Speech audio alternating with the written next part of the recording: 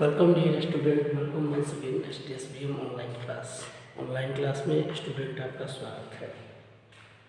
Forest और life line chapter class 7 के लिए है और आज इस हम लोग चैप्टर में फॉरेस्ट के विषय में पढ़ेंगे। फॉरेस्ट हमारा लाइफ लाइन कैसे है, ये बड़ी बात है। लाइफ लाइन का मतलब होता है जीवन रेखा, अर्थात ऐसी चीज़ें जो जीवन से संबंधित जुड़ी हुई हों। Forest is known as a green lungs. Forest को हम लोग ग्रीन लंग्स बोलते हैं। ग्रीन लंग्स का मतलब होता है हरित फेफड़े। क्यों हरित फेफड़े हैं? क्योंकि ये हमारे लिए ऑक्सीजन देते हैं। सबसे बड़ी बात ये है कि विश्व में 1/3 जो है हिस्सा इसका है लैंड का।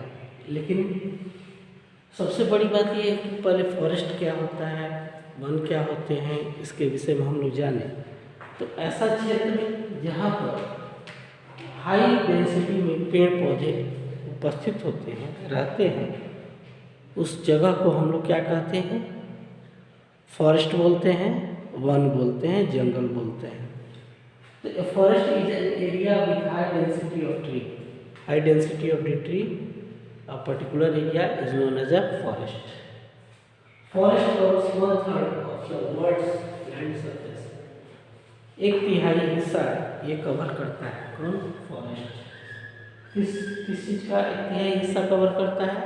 लैंड सरफेस का। लैंड सरफेस माने भूमि का, अर्थात जमीन का।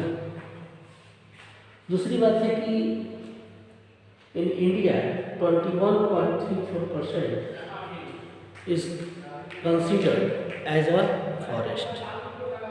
2.134% कवर करता है किसका? ये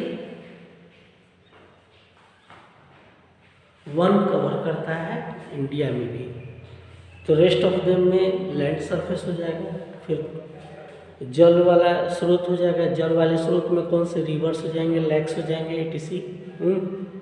दूसरी बात यह है कि फॉरेस्ट एज अ हैबिटेट, वन हमारे लिए वास स्थान के भी कार्य करते हैं।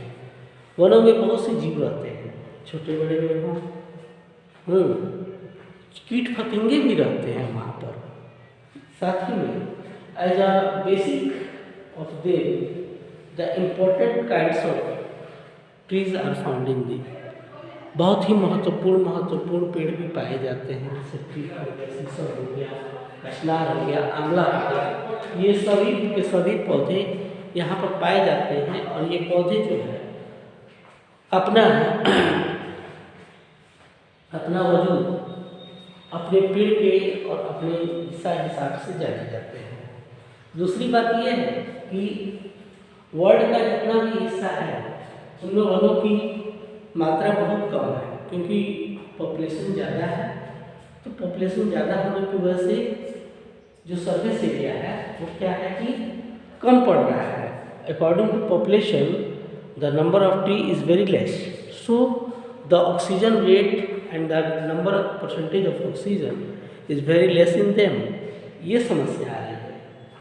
तो ऐसे में सबसे पहले कैसे इसको हम सही से यूटिलाइज करेंगे, कैसे रखेंगे, ये बड़ी बात है। तो कुछ ऐसे आवास स्थान की से बात करें तो थोड़ा सा टर्म करेंगे। एलिफेंट, टाइगर, बिशॉन, लायन, ये सब के सब वहीं पर पाए जाते हैं। कहाँ पर पाए जाते हैं? जंगलों में पाए जाते हैं। तो स्टूडेंट, फॉरेस्ट हमारे लिए बहुत बड़ा स्रोत है। किस चीज़ के लिए स्रोत है? तो इस चीज़ के लिए स्रोत है क्योंकि इसकी वजह से जो है सभी को फ्रेश ऑक्सीजन मिलता है, दवाइयाँ मिलती हैं, और रहने के लिए जीवों के लिए सबसे बड़ी बात यह है कि रहने के लिए वास स्थान मिलता है। क्योंकि अगर उन जीवों को रहने के लिए जगह नहीं मिलेगा तो इकोसिस्टम डिस्टर्ब हो जाएगा और वो सभी जीव लैंड एरिया की तरफ मूव करेंगे और इधर यहाँ पर ह्यूमन बीइंग्स और भी जितने भी जीव हैं उन सभी का जीना मुश्किल हो जाएगा। तो फॉरेस्ट से हमें और सब भी चीज़ें प्राप्त हो सकती हैं। जैसे अब जितनी भी चीज़ें हैं फॉरेस्ट से, प्लांट से प्लांट्स देखे हम लोग, मेडिसिनल प्लांट्स देखे, कॉस्मेटिक की भी चीज़ें, मेडिसिन, लाइसेंस, दवाइयाँ, ये सब के सब इसी से प्राप्त होती हैं। दूसरी बात ये है कि ये प्रोटेक्टिव का भी कार्य करता है, बचाने का भी कार्य करता है।